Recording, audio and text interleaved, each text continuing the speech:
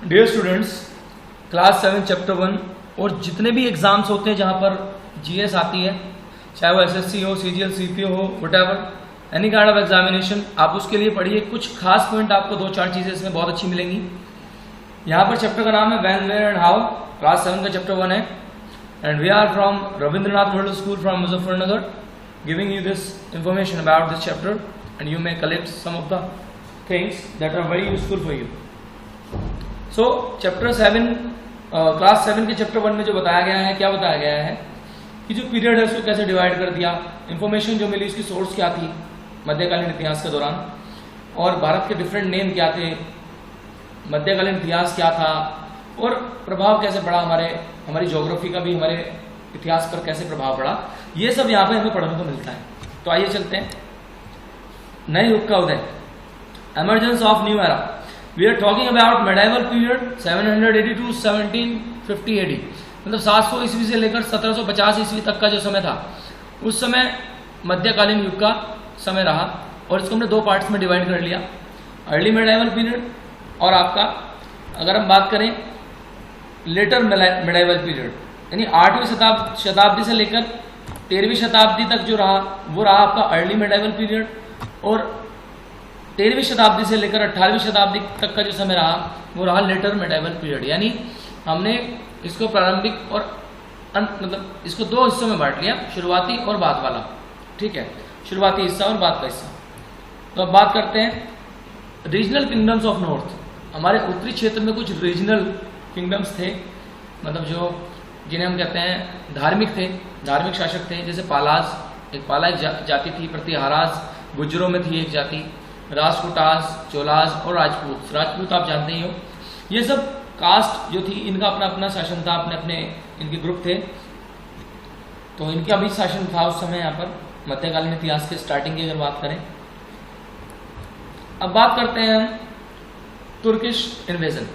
अब तुर्की लोगों ने आक्रमण किया, जिसमें कौन था, मोहम्मद गजनवी या महमूद गजनवी आप कह सकते हो। उसने यहाँ पर 1000 ईस्वी में स्टार्ट किया और लगातार 17 आक्रमण किए। अल्टीमेटली क्या हुआ कि उसने दिल्ली सल्तनत पर अपना कब्जा किया। ठीक है, 1200 ईस्वी से लेकर 1526 ईस्वी तक दिल्ली सल्तनत रही और उसमें कई सारे शासक रहे, जैसे तुर्की आए, उसके बाद खिलजी आए, उसके बाद तुगलक आए, उसके बाद आपके लोदीज आए, और अंत में क्या हुआ, मुगलों ने इनको मतलब इनकी गद्दी छीन ली 16वीं शताब्दी में। तो हम सारा कुछ जो पढ़ेंगे मध्यकालीन इतिहास में इन्हीं के बारे में पढ़ेंगे। Influence of Muslim arrival India, तो प्रभाव जो हुए मुस्लिमों के आने से भारत में, वो क्या प्रभाव थे, इस बारे में हम जान लेते हैं। वो एक नया धर्म लेकर आए जिसका नाम था इस्लाम। नई भाषा लेकर आए, जैसे अरबी और फारसी, इंग्लिश में अरेबिक और पर्शियन बोलते हैं। इंडो इस्लामिक कल्चर लेकर आए, ठीक है, और नए तरह का खाना, बिरयानी, कौरमा, पुलाव और फिरनी, इस तरह के खाने भी उसी समय पर पहचान में आए।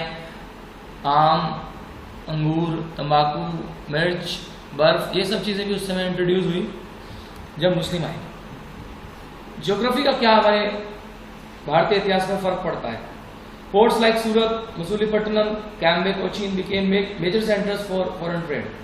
जो हमारे यहाँ पोर्ट्स थे वो जैसे सूरत था, मसूलीपट्टनम था, तो उस पर उन्होंने बहुत बड़े कब्जा कर लिया था और वहाँ से वो लगातार बिजनेस करते रहे और हमारे देश को लूटते रहे।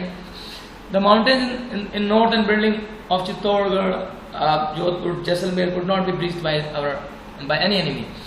जो पहाड़ थे हमारे उत्तरी क्षेत्र में, उन्होंने भारत को बचाया, उधर से कोई भी नहीं आ पाया, कोई भी दुश्मन नहीं आ पाया। और जो बड़े बड़े जो महल थे चित्तौड़ में, जोधपुर में, उनकी दीवारों को भी कोई भेद नहीं पाया। साथ ही साथ जब पानी की किल्लत हुई गुजरात में, राजस्थान में, तो उसके कारण क्या हुआ, बेवलिस बने, कुएं बनाए गए जिसमें पानी को इकट्ठा किया गया। और ज़्यादातर जो खास जो युद्ध हुए वो कहाँ पर हुए, वो नदियों के पास हुए, नदियों की सीमाओं के पास हुए, क्योंकि वो बहुत ज़्यादा, उसके आसपास जो भी ज़मीन थी वो बहुत ही ज़्यादा उपजाऊ थी, फर्टिलाइजिंग थी। That's why most of the wars were fort in these territories. Indian new and old terminology अगर बात करते हैं, India has been known by different names. Bharat को कई प्रकार के नामों से जाना गया है, आर्यवर्त से लेकर हिंदुस्तान तक। लेकिन बात करें हिंदुस्तान की, हिंदुस्तान कह लो या सिंधु कह लो, इसका मतलब हिंदू है। सिंधु मतलब हिंदुओं का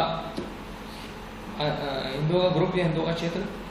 ये नाम भारत को इंडस रिवर से मिला, सिंधु नदी से मिला। It has been derived from Persian, ये पारसी लैंग्वेज से आया है। और मिनहज सिराज ने ये शब्द इस्तेमाल किया था भारत के लिए 13वीं शताब्दी में पहली बार। चलिए अब इतिहास के बारे में जो हमें पता लगता है उसके लिए सोर्स क्या रही है हमारी इंफॉर्मेशन ऑफ, मतलब इंफॉर्मेशन कहाँ से कलेक्ट की हमने, सोर्स ऑफ इंफॉर्मेशन क्या रहा हमारा, एक बार देख लेते हैं। हम इनको दो कैटेगरी में डिवाइड कर लेते हैं, लिटरेरी और आर्कियोलॉजिकल। अपार्ट फ्रॉम दिस, इसके अलावा we have coins, inscription and architecture. इसके द्वारा भी हमें बहुत सारी चीज़ें मिली। लिटरेरी सोर्सेज में क्या था, बुक्स थी। सबसे पहले बात करें बुक्स क्या था, बाबरनामा, जहांगीरनामा, अकबरनामा, आईन अकबरी, तारीख फिरोज शाही, राजतरंगिणी, पृथ्वीराज रासो, शाहनामा, शाहजहांनामा और तबाकत फिरोज शाही।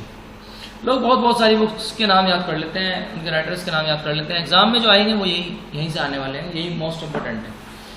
बाबरनामा बाबर ने लिखी, जहांगीरनामा जहांगीर ने लिखी, अकबरनामा आईन अकबरी उसके दरबारी अबुल फजल ने लिखी, तारीख फिरोज शाही जियाउद्दीन ने लिखी, राजतरंगिनी कलहन ने लिखी, पृथ्वीराज रासो सिंधबरदाई ने लिखी, शाहनामा फिरदौसी ने लिखी, शाहजहांनामा इनायत खान ने लिखी और तबाकत फिरोज शाही मिनहज सिराज ने लिखी। These are the most important books whose writers are being asked, in each and every exam. In any exam you can find out these books. Foreign account, तारीख हिंद अल-बरूनी ने लिखी, रिल्ला इब्न बतूता ने लिखी, निकोलो कॉन्टी ने एक किताब, मतलब बहुत कुछ लिखा विजयनगर के बारे में, जो कि कैपिटल सिटी ऑफ हम्पी है। बेटा हमने जो बुक्स आपको बता दी, जो नाम आपको बता दिए, आप नहीं जानते होंगे कि ये कौन है ना। बहुत से लोग जानते होंगे, बहुत से लोग नहीं जानते होंगे। जो लोग नहीं जानते, डोंट टेक टेंशन, आगे हम ये सारी चीज़ें नेक्स्ट वीडियोस में हम पढ़ाएंगे, एक सिरे से लेकर पढ़ाएंगे आपको, ठीक है। क्लास 7, क्लास 6, क्लास 8, मतलब एंशिएंट हिस्ट्री, मॉडर्न हिस्ट्री और आपका मेडिवल हिस्ट्री, सारा कुछ आपको पढ़ाया जाएगा। बस आप चैनल पर बने रहिए और आपको सारी चीज़ें मिलती रहेंगी। चलिए अब बात करते हैं आर्कियोलॉजिकल सोर्सेज क्या हैं। भाई मोन्यूमेंट्स हैं, पेंटिंग्स हैं, स्कल्पचर्स हैं, इंस्क्रिप्शंस हैं, कॉइन्स हैं, वेपन्स हैं, क्लोथ्स हैं, ऑर्नामेंट्स हैं, टूल्स हैं और अटेंसिल्स हैं। अटेंसिल्स माने बर्तन, ऑर्नामेंट्स माने आभूषण, इंस्क्रिप्शन माने जो लिखी हुई चीज़ें होती हैं पत्थरों पर या किसी धातु पर, और स्कल्पचर्स माने मूर्तियाँ होती हैं। तो जैसे कुतुब मीनार है, किसने बनाई है ना, इसके बारे में पता लगता है, इससे हमें इंफॉर्मेशन मिलती है भाई, है ना। और किसने बनाई, कैसी, मतलब उनका क्या कल्चर था, सोसाइटी क्या थी, उनका लाइफस्टाइल ऑफ पीपल, लोगों का पता लगता है। न्यूमिस्मेटिक्स किसे कहते हैं, the study of coins is called numismatics. ये क्वेश्चन कई बार पूछा जा चुका है एग्जाम में। Numismatics, what is numismatics, the study of coins is called numismatics. We get to know political, economic and cultural life analysing the coins. हमें पता लगता है कि जो राजनीतिक चीज़ें रही, आर्थिक चीज़ें रही, सांस्कृतिक चीज़ें रही, जिंदगी थी, वो कैसी थी, कॉइन्स के माध्यम से। Paintings of medieval period, we get to know about customs, traditions, costumes and jewellery. हमें पता लगता है किसके बारे में, कस्टम्स के बारे में, ट्रेडिशन के बारे में, कॉस्ट्यूम्स के बारे में और ज्वेलरी के बारे में पता लगता है पेंटिंग से। भाई कैसी उनकी पोशाक थी, कैसा उनका ट्रेडिशन था, नियम कानून कैसे थे, उनके कस्टम कैसे थे, ज्वेलरी कैसी पहनते थे, ये हमें पता लग जाता था।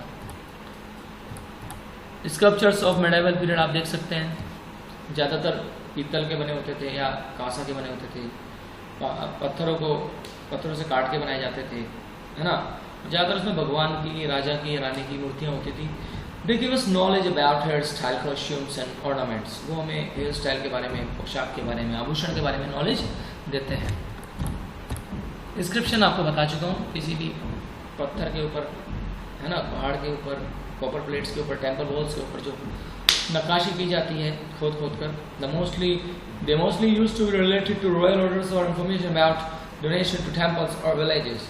ज़्यादातर क्या होता था बेटा कि ये सब संबंधित जो लिखते थे उस पर वो रहता था रॉयल ऑर्डर्स से, राजा का जो आदेश और सूचनाओं से, और कोई डोनेशन दी होती थी, है ना, जैसे आजकल लिखवा देते हैं सड़क मंत्री जी ने बनवाई है, इसी तरह की चीज़ें होती थी। और एपिग्राफी किसे कहते हैं? The study of inscription is called epigraphy. So it was a presentation from Rabindranath World School. I hope you enjoyed the video.